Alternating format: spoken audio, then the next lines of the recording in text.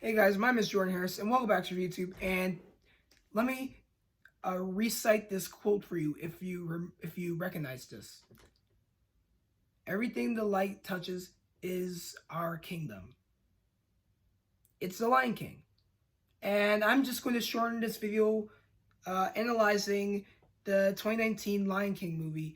And yes, everything the light touches is our kingdom. Well, everything the light touches isn't going to be this movie because there's no light for this movie. Mostly it's just darkness. The original, it deserves a lot of light. This, it does not. But anyway, you should just comment down below your favorite version of Lion King. Is it the animated version or the remake, which is live action? Let's get on with the video. As you already know, Mufasa has a son that was born named Simba. We go over to Mufasa and Scar arguing, but there is not much of an interaction with much strong characteristics as the original. I mean, there's a lot of drama and a lot of power in most of the characters' performance, but it just didn't work in this film because they're real animals. Now for Simba, as the young lion cub, he understands what it's like to be king, but he doesn't really understand the responsibilities that are supposed to be made, which are pretty much important for any ruler of a kingdom. I mean, think about Black Panther. T'Challa had to learn a lot about being a true king, even though he was a superhero. For this little cub right here, he knows what a king is, but doesn't know what a king is supposed to do. Was he supposed to act all proud and strong and pretty ruthless? No, it's supposed to be pretty much polite, accepting, selfless, and most of all, a hero. Now, for Scar, he was going the opposite turn of being a true king, which was being someone who was negative and brutal. That was later on in the film. Now, for Simba, he was spending time with his best friend, Nala, in the elephant graveyard, where Zazu was chaperoning the two cubs, where all of a sudden a bunch of hyenas come, but when Mufasa came to the rescue, Simba was in deep trouble.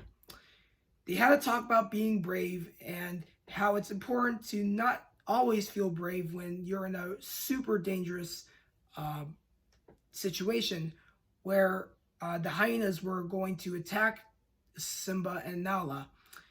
And for Mufasa, he was scared he would lose his son. So that's a fact about how you shouldn't always feel brave in some situations that could be really dangerous. We then cut to the scene where we have Scar talking about how he wants all the love and glory as a true ruler. He sings one of my favorite songs, Be Prepared, but it was made into a poem because he was singing it. He was singing the song, but he was mostly talking throughout the song. I mean, he's singing the lyrics, but the only way he's singing is just talking, and it's like he's just reading the script without even having expression, because like I said, they're just real animals, not animated animals, real life animals. You just made this like a Shakespearean monologue that was supposed to be like a special song, but you just made it into a huge Shakespearean monologue. So pretty much it's just not worth it. But we get to the best scene throughout the whole movie, which is the stampede scene, where Simba was going to get a surprise from his uncle, Scar. Now, the present was actually, yes, the stampede. Mufasa came to save his son. He tried to ask for help from his brother, But from the dark and gritty quote, "Long live the king," Scar just literally slaps Mufasa, and yeah, that was pretty much one of the funniest parts throughout the movie. In the original, when Scar said "Long live the king," he just pushed him off the cliff. In this version, he just slaps Mufasa like there's no reason to.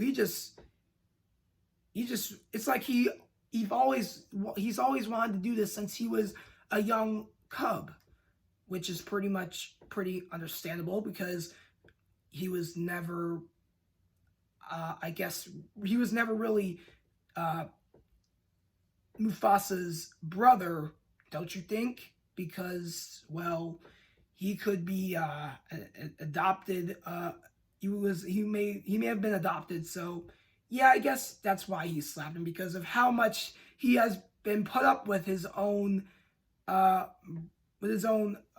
brother. So yes, I guess that's why he slapped him, and that's what makes it pretty much funny. I'm just making this as a theory because, as you can see, these two characters are not related. So pretty much Scar could have been adopted. So if none of you have realized that, then just hear it out from me.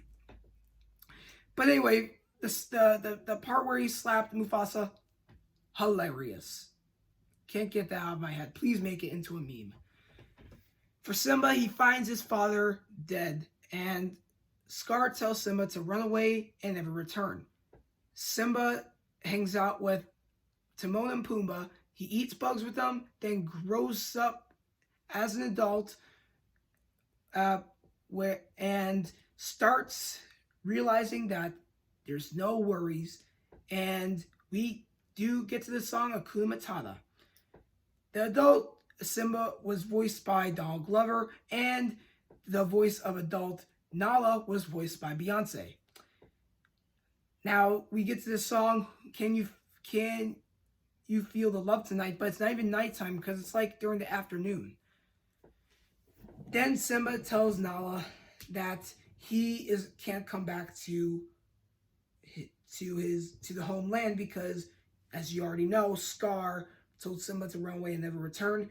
And he told everyone that he is going to rule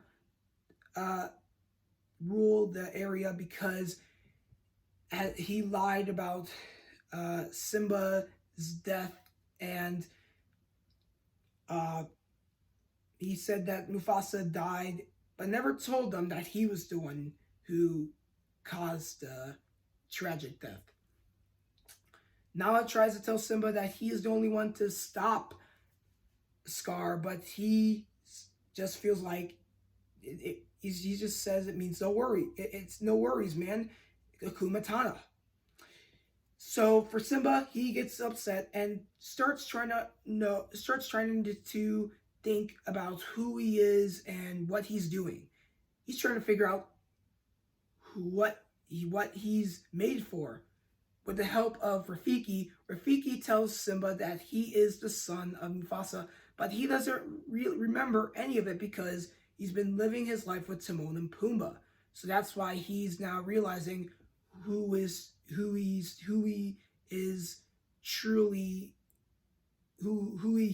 really is, because that's what the whole point of this scene was, trying to figure out who Simba really is. And yes, he is the prince. He is the son of Mufasa. Mufasa's spirit tells Simba that he is the only one to stop Scar and save the whole kingdom. So Simba came to confront Scar, but Scar tried to tell Simba that he is the cause of Mufasa's death, and it makes Simba tell everyone that he caused the death. But Nala, Timon, and Pumbaa made sure that Simba wasn't the actual killer, that Scar was actually the killer. So there's a big fight. We get to the fight where it's nephew against uncle.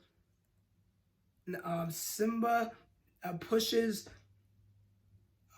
Scar off the cliff, and and he blames the hyenas for the cause, which leads to the hyenas going after Scar by eating him alive. Then Simba gets the title as king, rules the kingdom, and that's the end. Yes, this was the Lion King, and yes, the songs, they were okay, not as nostalgic, but still, I did not like this movie, and I would have to say it's one of my top not so favorite Disney remakes. I would have to give credit to Mulan, but not credit to Dumbo or Aladdin. Anyway, this is my video on The Lion King. Thank you guys for watching. Like I said earlier, comment down below with your thoughts about what your favorite version is. Is it the live action version or is it the animated version? Thank you guys for watching. Take care, and I'll see you next time.